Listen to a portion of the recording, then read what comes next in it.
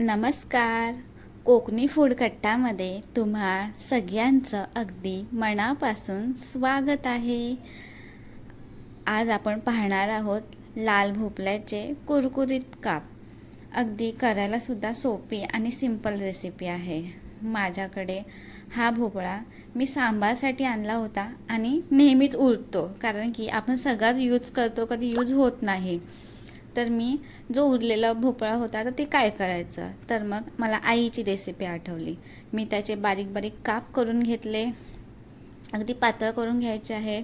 इथे 2 चमच तांदळाचं पीठ घेतलं, 1 चमच बेसन घेतला, एक छोटा चमच लाल मसाला, अर्धा चमच हळद, अर्धा चमच गरम मसाला, अर्धा चमच मीठ. आवश्यकतेनुसार मीठ घालायचं आपल्याला.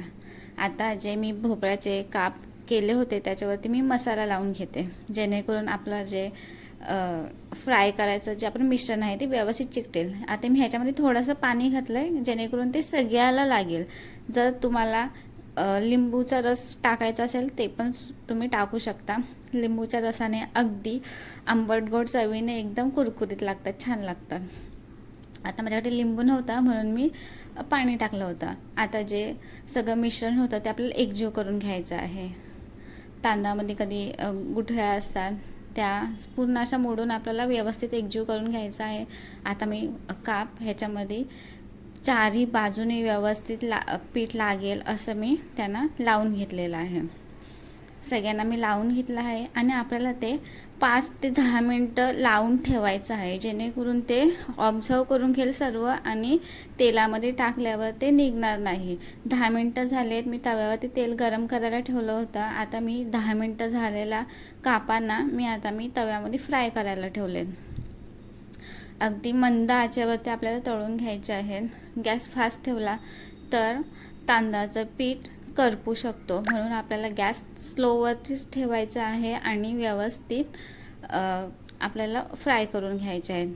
आता मी सगळे कापांना तव्यावरती टाकलेले आहेत. आता आपल्याला पलटी करून घ्यायची आहे.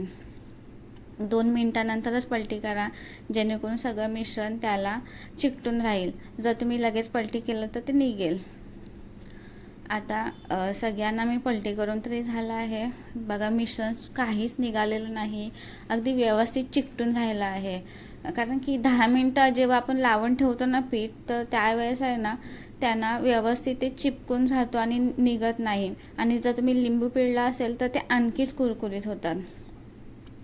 आता इथे मी ते चांगलं तव्यावरती टाकल्यावर मी 2 ते 3 मिनटानंतर पलटी केलं. आता आपल्याला दुसऱ्या साईडने व्यवस्थित पलटी करून भाजून घ्यायचे आहेत.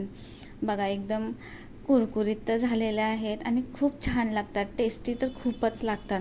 तुम्हीसुद्धा ही रेसिपी नक्की ट्राय करून बघा. अगदी लहान मुलंसुद्धा आवडीने खातील, एवढं टेस्टी लागतो. आणि वाटणारसुद्धा नाही. हे भोपळ्याचे काप आहेत, बटाटा भजीपेक्षा पण कमी नाहीत, एवढे छान लागतात. तुम्हीसुद्धा ही रेसिपी नक्की ट्राय करून